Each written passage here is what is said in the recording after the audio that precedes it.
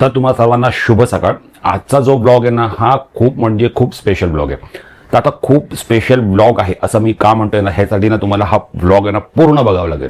आम्ही गेलेलो कुर्ल्याला, आम्ही एका वर्कशॉपचं शूट करण्यासाठी गेलेलो। तर कुर्ल्याचं जे वर्कशॉपचं शूट होतं ना मेन, ते आम्ही संपवून आहे ना आम्ही पुढे निघालो।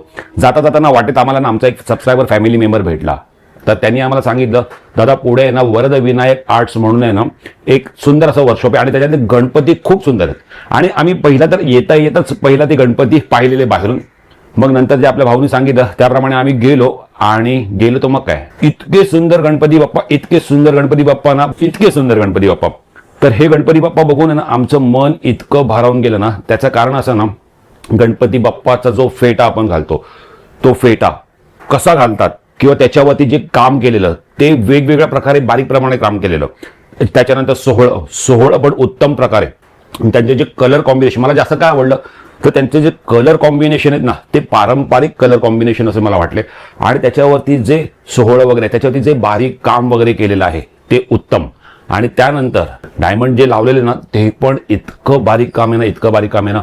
त्यामुळे ती गणपती बाप्पाची जी मूर्ती आहे ना ती ना फक्त बघत राहावी अशी ही घरगुती गणपती बाप्पांची, म्हणजे सगळ्याच गणपती बाप्पांच्या मूर्त्या तशा होत्या। तुम्ही घरगुती गणपती बाप्पा आपला कसा असावा ना हे तुम्हाला पुढे ना ब्लॉग मध्ये समजेल।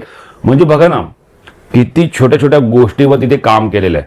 तर आम्ही वर्कशॉपमध्ये गेलो, त्यांनी आपल्या चॅनलला ओळखलं आणि आम्ही तिथे शूट करायला लागलो। कारण की असं जर काही गोष्टी दिसतात आपला कॅमेरा लगेच बॅगेतून बाहेर येतो आणि आम्ही शूट करायला लागलो। तर तिकडे तो दादा होता ना, तर त्यांनी आम्हाला एक एक मूर्ती काढून दाखवली आणि आम्ही ती प्रॉपर शूट केली आहे तुमच्यासाठी, की बोलो आलोच आहे गणपती बाप्पा समोरच आहेत तर का नाही तुम्हाला दाखवू। तर हे जे वर्कशॉप आहे ना हे आहे वरद विनायक आर्ट्स कुर्ल्याचं वर्कशॉप आहे। जे तुम्ही गणपती बाप्पा बघतात आहे ना ते तुम्ही फक्त बघत राहतील, त्यासाठी तुम्हाला हा ब्लॉग पूर्ण बघावा लागेल। तुम्हाला ब्लॉग बघून ना तुमचं मन एकदम प्रसन्न होईल। तर काय करूया, ब्लॉग पूर्ण बघा आणि आपण ब्लॉगच्या शेवटी भेटूया।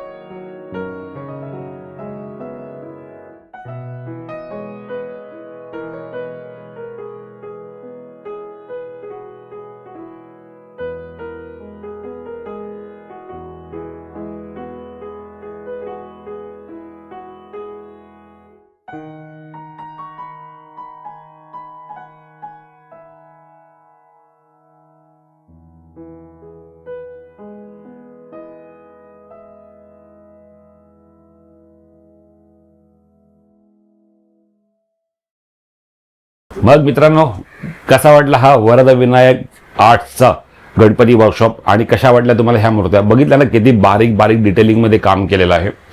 म्हणूनच जर माझ्या जागी जर तुम्ही जरी असता ना तिकडे, तरी तुम्ही देखील तिकडे थांबला असतात आणि तो वर्कशॉप म्हणजे फोटो तरी ॲटलिस्ट काढले असते.